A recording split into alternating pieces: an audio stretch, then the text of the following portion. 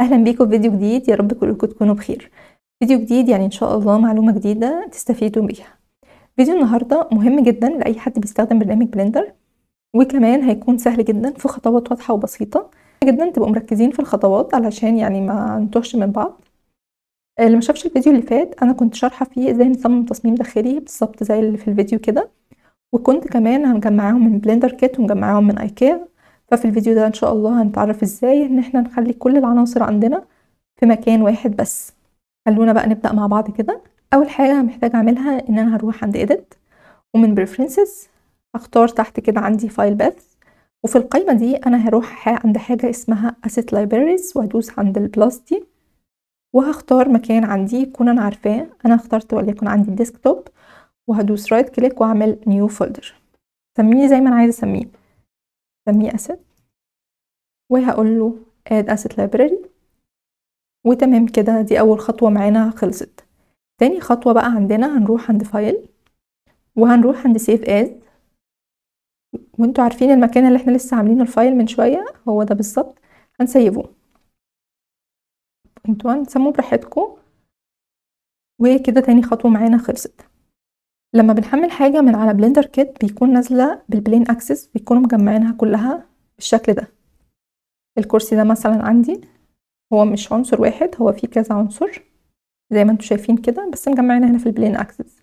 انا قبل ما اخلي العناصر دي عندي في المكتبة محتاجة اروح هنا وانا محددة البلين دي، وهدوس رايت كليك وهقول له unlink بالظبط كده. هكرر نفس الموضوع. عندي الكنبة دي هدوس برضو عليها واقول له unlink. هنا انا مش عارفة مكانهم فين، فهختار coffee table واقول لها unlink. حطيت لي كلها هنا مش مشكلة.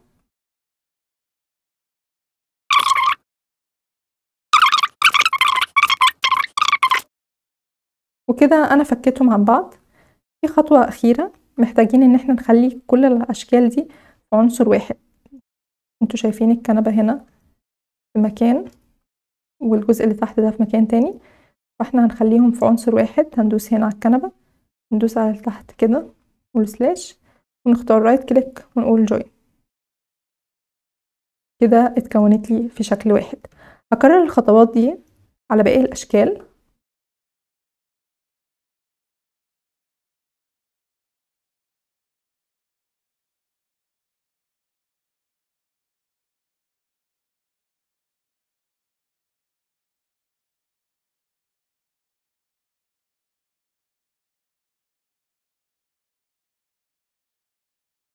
وبس كده اكون كده انا خلصتهم، خليتهم كلهم في عنصر واحد، وده هيفرق معانا قدام.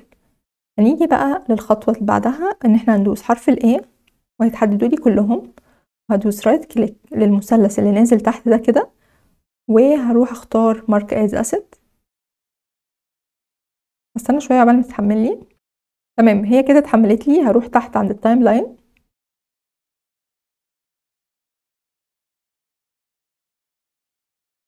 واختار حاجة اسمها اسيت براوزر او F1، وزي ما انتوا شايفين كده العناصر اتحطت لي بالشكل ده.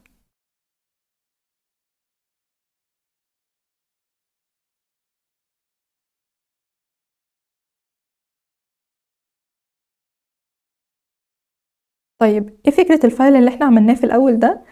هنيجي هنا من عند اول، لو ده مش ظاهر لكم في الجزء الشمال ده هتدوسوا حرف التي من الكيبورد، وهتختاروا اسم الفايل اللي انتوا عندكم، وهتلاقوا كل العناصر محطوطة هنا في الفايل ده.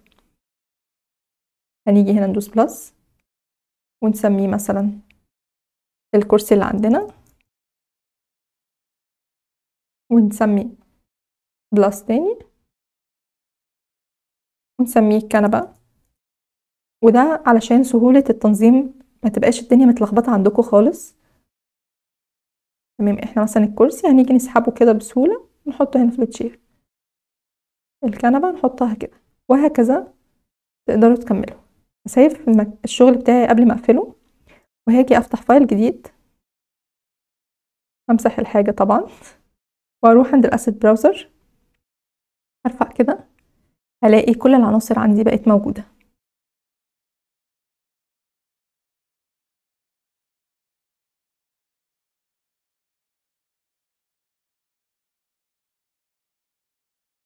وبس كده.